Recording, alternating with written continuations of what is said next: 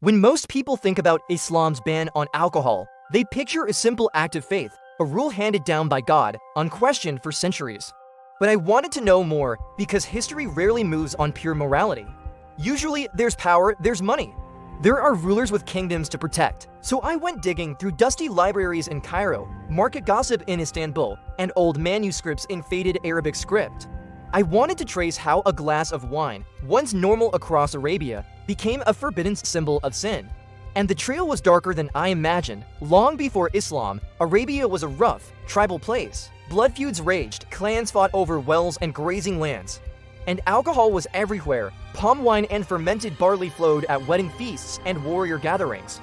Drunken brawls were as common as sand. When Muhammad began preaching in the 7th century, he didn't immediately ban drinking. Early verses of the Quran only cautioned believers not to approach prayer while drunk, which honestly is practical advice for any religion. But as Islam grew from a small community to a vast political force, something shifted. Leaders realized sober followers were disciplined followers. Soldiers who could march into Persia and Byzantium without stumbling from tavern to tavern. Traders who kept profits high, not wasting them on wine. More importantly, a unified law against alcohol helped stitch countless feuding tribes into a single identity.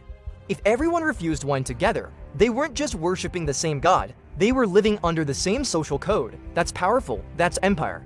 By the time Islamic armies surged out of Arabia, they carried not just swords and banners, but also this strict new social order. Wine, once a tribal pleasure, became a test of loyalty. The caliph's courts punished violators. Poets who once celebrated drunken nights either changed their verse or vanished. It's easy to think these bans were purely about morality. But standing in the old marketplaces of Baghdad, seeing ledgers of fines imposed for drinking, it's clear it was also about control. Drunk men are unpredictable. They argue, they riot. They form gangs and plot against authority. And for caliphs trying to manage far-flung territories from India to Spain, that kind of chaos was unacceptable. Sober citizens, much easier to tax, to send to war, to keep in line. Even the clerics, the religious scholars who solidified Islam's great legal schools, had incentives. They wrote fatwas, detailed legal opinions, tightening prohibitions on even small amounts of alcohol. Each decree didn't just please God, it also cemented the clerics' authority. The people relied on them to define what was lawful. When the Ottomans came centuries later, they inherited this legacy. Ottoman sultans sometimes turned a blind eye. After all, Istanbul was famous for secret wine dens. But officially, bans stayed on the books. Breaking them meant bribes, fines, or public humiliation. I met a historian in Istanbul who laughed, telling me prohibitions aren't just about the bottle. They remind everyone who holds the whip. Traveling through the Middle East today, you still feel it. In Saudi Arabia, you can be lashed or imprisoned for drinking. In Iran, it can be even harsher, but in Lebanon or Egypt, you'll find bars and clubs. Yet even there, laws on paper still echo the old bans. When I asked young Muslims in Cairo why they personally didn't drink, some said, because God forbids it. Others quietly admitted, it's our culture. It's what keeps our families strong. Both answers are true, but behind them lurks centuries of rulers, scholars, and armies who all found it convenient that the faithful stayed away from the bottle. So is it purely spiritual? Yes and no. The Quran is clear. Alcohol is seen as a source of harm and sin, but the machinery of empire turned that verse into policy. Turned that policy into taxes, armies, and obedient subjects. Religion gives the rule, power gives the punishment. Together, they craft societies where obedience feels holy. And here's the twist that always makes me pause.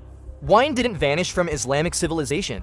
In fact, some of the world's greatest love poems and mystical verses about wine come from Islamic poets like Omar Khayyam or Hafiz. But most scholars interpret those as metaphors for divine ecstasy, a safe way to speak of forbidden pleasures. The glass was emptied, but the longing remained. When I stand in an old alley in Fez, Morocco, or look over the rooftops of Jerusalem, I think about how many billions of people shape their lives around what they will or want to drink. Is it just faith? Is it habit? Or is it the long shadow of kings and caliphs who knew that a sober flock is far easier to herd? That's the real dark truth. One glass of wine isn't just a drink. It's a statement of power or surrender. So next time you hear someone say, Muslims don't drink because God forbids it, remember that behind God stands centuries of empire, politics, and human hands writing laws to shape the soul. If you want more stories that peel back the holy curtains and show the quiet hands of kings moving the strings, subscribe. Because history is never just about what people believe. It's always about who made them believe it.